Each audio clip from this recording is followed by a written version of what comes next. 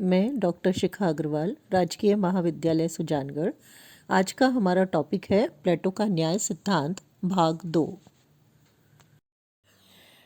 प्लेटो के न्याय के सिद्धांत में आज हम आगे पढ़ेंगे। पिछली क्लास में हम लोगों ने प्लेटो के समकालीन या पूर्ववर्ती धारणाओं में न्याय की क्या स्थिति थी, इसको हमने देखा था, जिसमें हमने 3 सिद्धांत देखे थे। न्याय का परंपरावादी दृष्टिकोण, जो 2 पात्रों के माध्यम से प्रकट किया गया। न्याय का उग्रवादी या थ्रेसिमेकस का सिद्धांत, जो शक्ति के रूप में प्रकट किया गया।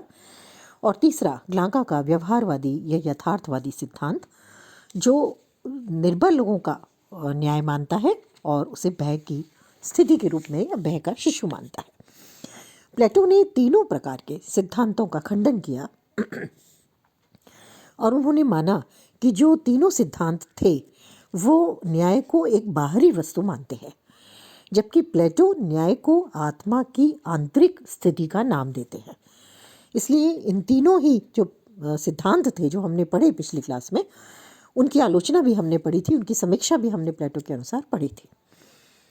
प्लेटो कहते हैं कि न्याय मानव आत्मा की उचित अवस्था और मानवीय स्वभाव की प्राकृतिक मांग है। अगर फॉस्टर के शब्दों को पढ़ें तो वो कहते हैं कि जिसे हम नैतिकता कहते हैं, प्लेटो उसे न्याय कहते हैं। प्लेटो के सामने न्याय के संबंध में 2 बातें थीं। पहला, न्याय की वास्तविक प्रकृति की खोज करना, और दूसरा, न्याय के निवास स्थान को ढूंढना। न्याय प्लेटो को व्यक्ति के मानस में स्थित दिखाई देता है और उसका निवास पूरे नगर, राज्य या समाज में दिखाई देता है। प्लेटो के अनुसार व्यक्ति और राज्य में एक प्रकार की वैसी ही एक रूपता है जैसे बड़े अक्षरों में और छोटे अक्षरों में है। राज्य व्यक्ति से बहुत बड़ा है और इस बात की संभावना है कि राज्य में न्याय विराट मात्रा में उपस्थित हो, उसे ढूंढना जरूरी है। व्यक्तियों की चेतना और गुण राज्य की चेतना का निर्माण करते हैं। राज्य व्यक्ति की विशेषताओं का ही विराट रूप है। इस रूप में प्लेटो ने न्याय के 2 रूप बताए, एक व्यक्तिगत और दूसरा सामाजिक। व्यक्तिगत रूप में मानवीय आत्मा के 3 गुण हैं जो प्लेटो ने बताए हैं। पहला क्षुधा, दूसरा साहस या शौर्य, और तीसरा बुद्धि या विवेक या ज्ञान। ये नैसर्गिक स्थितियां हैं। ये तीनों एक निश्चित अनुपात में मानव मस्तिष्क में विद्यमान है और व्यक्ति जब इन गुणों के अनुसार अपना व्यवहार करता है तो वो न्याय की स्थापना करता है और इन तीनों गुणों के आधार पर ही राज्य का निर्माण होता है। क्योंकि प्लेटो मानते हैं कि शिक्षा के माध्यम से व्यक्ति में मौजूद जो गुण है वो प्रस्फुटित होता है और उस गुण के अनुसार वो व्यक्ति एक वर्ग का निर्माण कर लेता है। जैसे कुछ लोगों में क्षुधा तत्व प्रधान है तो वो क्षुधा वर्ग बना देंगे, कुछ लोगों में शौर्य या साहस वर्ग प्रधान है तो वो शौर्य या साहस का वर्ग बना देंगे। तो व्यक्तिगत तौर पर प्रत्येक व्यक्ति अपने खुद के गुण को पहचानेगा शिक्षा के माध्यम से और उसके अनुसार व्यवहार करेगा। राज्य की उत्पत्ति में या उसको बनाने में या निर्माण करने में इन 3 वर्गों का महत्वपूर्ण स्थान है। प्लेटो कहते हैं राज्य मानव मस्तिष्क का विराट रूप है। राज्य बलूत के वृक्ष या चट्टानों से नहीं निकलता, बल्कि वे उन लोगों के मस्तिष्क और चरित्र का परिणाम है जो उसमें निवास करते हैं। प्लेटो की मान्यता है कि व्यक्ति की भांति राज्य में भी 3 गुण मौजूद हैं। आर्थिक जो क्षुधा तत्व प्रधान है, सैनिक जो शौर्य या साहस वर्ग प्रधान है, और दार्शनिक जो ज्ञान या विवेक तत्व प्रधान है। क्षुधा तत्व भोजन, वस्त्र, निवास की आवश्यकताओं को पूरा करने वाला है, जिसमें श्रम करने वाले सभी लोग आ जाते हैं। दूसरा तत्व है सैनिक तत्व, जो सुरक्षा से संबंधित है और जो निश्चित रूप से व्यक्ति को रक्षा, राज्य की रक्षा के लिए काम में लेते हैं। और चौथा तत्व है इसमें विवेक, जो दार्शनिक तत्व है, तीसरा निर्माण का आधार, जो शासक का निर्माण करता है। बुद्धिमान हो वही शासक बने। तो इस तरह से प्लेटो ने राज्य के निर्माण को इन 3 आधारों पर माना है जो व्यक्तिगत गुण के रूप में सामने आते हैं और धीरे धीरे वो 3 वर्गों में परिणत हो जाते हैं जब व्यक्ति अपने गुण को पहचान लेता है। दार्शनिक तत्व के रूप में अगर हम देखें तो इसका संबंध आत्मा के विवेक तत्व से है। ये तीनों वर्ग अपनी योग्यता के अनुसार कार्य करते हैं और उसके अनुसार ही राज्य का सामाजिक न्याय जन्म लेता है। इन राज्य की जो 3 वर्ग हैं, दार्शनिक शासक, सैनिक वर्ग और उत्पादक वर्ग, ये अपने अपने क्षेत्र में विशिष्टता रखते हैं और कर्तव्यों का समुचित रूप से निर्वाह करने की का कार्य करते हैं। इसी को न्याय कहा गया है। अगर हम भारतीय दृष्टिकोण से इसे समझें तो ये स्वधर्म पालन की स्थिति है और स्वधर्म पालन ही न्याय है, एक तरह से ये कहा जा सकता है। यह राज्य के और व्यक्ति के हित में है। व्यक्ति अपनी प्राकृतिक प्रतिभा और क्षमता के आधार पर अपना एक कार्यक्षेत्र निर्धारित करता है और उस कार्य में अधिक से अधिक योग्यता बढ़ाकर श्रेष्ठता प्राप्त करता है। न्याय के सिद्धांत की भी यही मांग है। तो न्याय का जो सिद्धांत है वो विवेकशील राजा की मांग करता है, सैनिकों के साहस की मांग करता है और उत्पादक वर्ग आत्मसंयमी हो ऐसा करता है। यदि ऐसा होता है तो उस राज्य में न्याय निवास करता है। न्याय क्या है और उसका अधिवास कहाँ है? प्लेटो कहते हैं ये अपने निश्चित स्थान में अपने कर्तव्य का पालन करना और दूसरे के कर्तव्य में हस्तक्षेप नहीं करना है। इसका निवास स्थान अपना निश्चित कर्तव्य पूरा करने वाले प्रत्येक नागरिक के मन में या आत्मा में होता है। तो इस तरह से प्लेटो का जो न्याय है वो कार्य विशेषीकरण पर आधारित है। बारकर कहते हैं नागरिक की स्वधर्म की चेतना और सार्वजनिक जीवन में अभिव्यक्ति राज्य का न्याय है। सेबाइन के अनुसार प्लेटो का न्याय समाज का एकता सूत्र है। यह उन व्यक्तियों के परस्पर तालमेल का नाम है जिनमें से प्रत्येक ने अपनी प्रकृति और शिक्षा दीक्षा के अनुसार अपना कर्तव्य चुन लिया है। इस तरह से कुल मिलाकर के शासक वर्ग, सैनिक वर्ग और उत्पादक वर्ग के मेल से राज्य का निर्माण होता है और तीनों वर्गों के लोग अपने अपने कार्यक्षेत्र का कार्य करें और एक दूसरे का कार्यक्षेत्र का अतिक्रमण न करें तो राज्य की स्थिति न्यायपूर्ण होगी और वो बहुत सारी कमियों से दूर हो सकेगा, ये माना गया। अब आते हैं प्लेटो के न्याय सिद्धांत की विशेषताओं पर। सबसे पहली विशेषता है कि ये एक नैतिक सिद्धांत है, वैधानिक नहीं है, इसके पीछे कोई कानून की शक्ति नहीं है, बल्कि एक ऐसी नैतिक धारणा है जो व्यक्ति अपनी आत्मा के अनुसार जिसको पूरा करता है। दूसरी बात आती है विशेषता के रूप में, न्याय जीवन की आंतरिक तत्व है और संतुलनकारी धारणा है। यानी जो उनके पूर्ववर्ती या समकालीन विचारक कहते हैं कि ये कृत्रिम या बाहरी वस्तु है, ऐसा प्लेटो ने नहीं माना। इसे अंतःकरण की एक पवित्र धारणा माना जिसका आधार आत्मसंयम और आत्मत्याग है।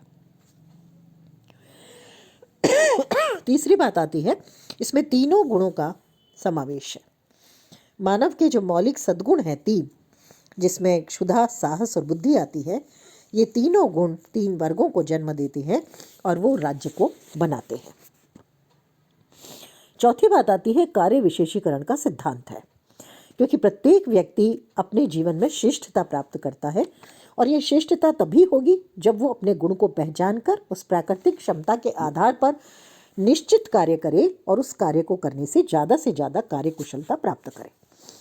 इस तरह से जहाँ वो व्यक्तिगत और सामाजिक जीवन में श्रेष्ठता प्राप्त करता है, वहीं दूसरी ओर राज्य को बुराई से, अकुशलता से, अयोग्यता से भी बचाता है। 5वां सिद्धांत आता है अहस्तक्षेप का सिद्धांत, या जिसको हम एक विशेषता कहें। यानी हर व्यक्ति अपने क्षेत्र में कार्य कर रहा है लेकिन दूसरे के क्षेत्र में किसी प्रकार का हस्तक्षेप नहीं कर रहा। इससे कार्य विशिष्टीकरण बढ़ता है और योग्यता अनुसार व्यक्ति अपना कार्य करता रहता है। अगली विशेषता है अति व्यक्तिवाद का विरोध किया है। प्लेटो का जो न्याय सिद्धांत है वो व्यक्तिवाद का विरोध करता है। वो कहते हैं कि कोई भी व्यक्ति का जो हित है वो राज्य के हित के विपरीत नहीं हो सकता और न ही राज्य का हित व्यक्ति के हित के विपरीत हो सकता है, क्योंकि दोनों का लक्ष्य श्रेष्ठ जीवन का विकास करना है, उसकी प्राप्ति करना है। तो इस तरह से व्यक्ति अपना विकास करेगा और इस तरह से राज्य अपना विकास करेगा। अगली बात आती है सावयव एकता का सिद्धांत, यानी जहाँ व्यक्ति का विराट रूप राज्य है तो व्यक्तियों से मिलकर के ही राज्य बना है। व्यक्ति राज्य के लिए है, राज्य के प्रति उसके कर्तव्य है, राज्य साध्य है, व्यक्ति साधन है।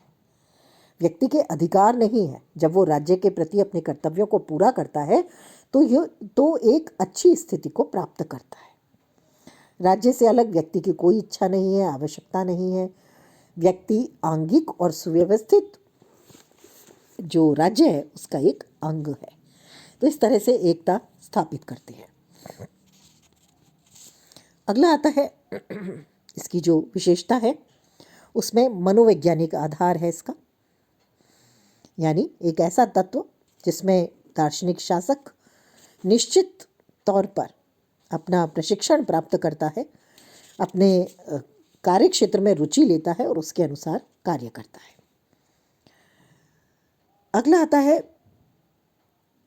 शासन व्यवस्था निस्वार्थी और कर्तव्यपरायण लोगों के बीच में रहेगी, क्योंकि ऐसा व्यक्ति निश्चित रूप से जब शासन करेगा तो वो सभी के हित में कार्य करेगा। प्लेटो ने न्याय सिद्धांत को 2 भागों में बांटा है, ये भी उसकी विशेषता है। व्यक्तिगत न्याय यानी प्रत्येक व्यक्ति अपने क्षेत्र में कार्य करेगा अपनी योग्यता को पहचान करके, और सामाजिक न्याय यानी अपने वर्ग विशेष में कार्य करेगा, दूसरे के वर्ग में हस्तक्षेप नहीं करेगा।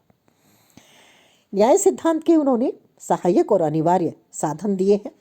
2 साधन दिए हैं। एक है शिक्षा, जिसके माध्यम से व्यक्ति अपने गुण को पहचान कर कार्य करेगा, और दूसरा है साम्यवाद, जिसके माध्यम से व्यक्ति दूसरे के कार्यों में हस्तक्षेप करने से अपने आप को रोकेगा। तो जहाँ शिक्षा व्यक्ति के उचित ज्ञान को प्रस्फुटित करेगी, वहीं साम्यवाद आर्थिक और राजनीतिक शक्तियों के केंद्रीयकरण को रोककर न्याय की स्थापना का महत्वपूर्ण कार्य करेगा। तो ये तो हुई विशेषता। अब आते हैं न्याय सिद्धांत की आलोचना पर। बहुत से विद्वान कहते हैं कि जो प्लेटो की न्याय सिद्धांत की धारणा है वो काल्पनिक है, तात्कालिक समय में उपयोगी हो सकती थी, लेकिन वर्तमान संदर्भ में इसको काम में नहीं लिया जा सकता। जैसा सेबाइन कहते हैं, ये अत्यधिक स्थैतिक, व्यक्तिनिष्ठ, नैतिक रूप से पतनकारी, अमनोवैज्ञानिक और अव्यवहारिक है। पहली आलोचना है इसकी, ये केवल एक नैतिक धारणा है जिसके पीछे कोई कानूनी शक्ति नहीं है और उसके बिना इसे लागू करना आसान नहीं है, क्योंकि व्यक्तियों की इच्छाएं और हित आपस में टकरा सकते हैं और उसी स्थिति में क्या किया जाएगा इसकी खोज ये नहीं करता। दूसरा है, ये व्यक्ति की स्वतंत्रता को पूर्णतया खत्म कर देता है, उसे राज्य के अधीन बना देता है और उसी के अनुसार कार्य करने को बाध्य करता है। यह अधिकार नहीं देता कि वो अपने वर्ग का चुनाव करे खुद। उस एक बार जिस वर्ग में चला गया, आजीवन उसे उसी वर्ग में काम करना पड़ेगा। और दूसरी स्वतंत्रता के विरुद्ध बात यह है कि वो व्यक्ति को ये अधिकार भी नहीं देता कि वो किसी अन्य गुण का विकास कर सके। हो सकता है किसी उम्र विशेष में कोई और गुण उसमें प्रस्फुटित हो, लेकिन उसे इस प्रकार से अपने गुण को विकसित करने की आज्ञा नहीं है।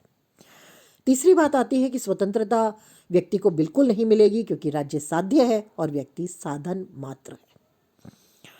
तीसरी आलोचना इसकी आती है, ये प्रजातंत्र विरोधी है, अभिजात्य वर्ग का समर्थक है, क्योंकि न्याय के आधार पर ये व्यक्तियों में भेदभावपूर्ण वर्ग निश्चित कर देता है, उत्पादक वर्ग को शासन करने का अधिकार नहीं देता।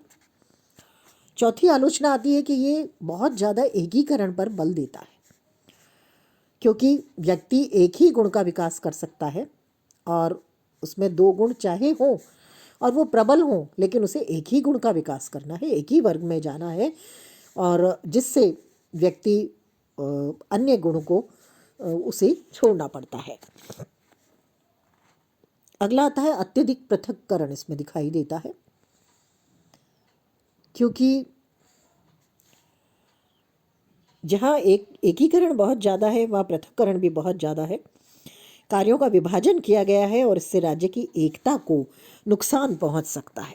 वर्गगत हित महत्वपूर्ण हो सकते हैं। अगली आलोचना की जाती है कि ये प्रजातंत्र विरोधी है, क्योंकि इसमें एक ही वर्ग को राजनीतिक शक्ति का अधिकार दिया गया है जो अल्पसंख्यक है, और बाकी वर्गों को जो बहुसंख्यक हैं उन्हें राजनीतिक शक्तियों से वंचित रखा गया है। तो इस तरह से प्रजातांत्रिक मूल्यों की समानता और स्वतंत्रता के विरोधी है। अगला आता है विरोधाभासी तत्व, इसमें हमें दिखाई देते हैं परस्पर हस्तक्षेप और समानता को प्रोत्साहन देता है।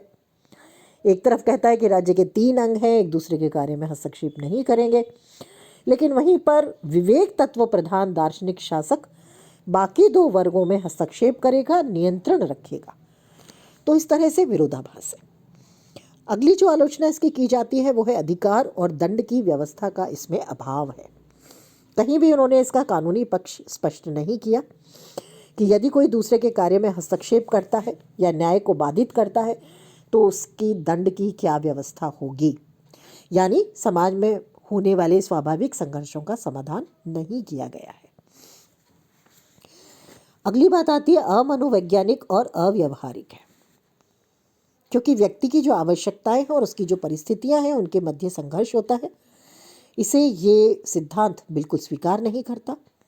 और दूसरी बात, व्यक्ति वास्तविकता में आयु और अनुभव के आधार पर अलग अलग कार्य करता है, परंतु प्लेटो इस सिद्धांत को भी स्वीकार नहीं करता। तो ऐसी स्थिति में ये अमनोवैज्ञानिक और अव्यवहारिक सिद्धांत है। अगली बात आती है आधुनिक युग के अनुकूल नहीं है। क्यों नहीं है? क्योंकि वर्तमान में न्याय एक कानूनी धारणा है। दूसरी बात आती है ये सिद्धांत पूरी जनसंख्या को 3 भागों में बांट देती है, जबकि आज ये संभव नहीं है। और तीसरी बात आती है इसमें संविधान और संप्रभुता के सिद्धांत को नहीं लिया गया है। तो तात्कालिक समय के हिसाब से अगर हम देखें तो कुल मिलाकर के ये सिद्धांत सही हो सकता था, लेकिन वर्तमान परिस्थितियों में केवल नैतिकता और कर्तव्य के आधार पर न्याय को स्थापित नहीं किया जा सकता। लेकिन अपने समय की समस्याओं को देखते हुए प्लेटो ने नैतिकता, कर्तव्य, राजनीतिक और आर्थिक शक्तियों के पृथक्करण और विवेक पर आधारित व्यवस्था की जो कल्पना की है वो बहुत सारी समस्याओं को समाप्त करने वाला सिद्धांत है, जिसके आधार पर भ्रष्टाचार दूर हो सकता है, व्यक्तियों में योग्यता का और ज़्यादा विकास हो सकता है और एक श्रेष्ठ व्यवस्था की स्थापना हो सकती है।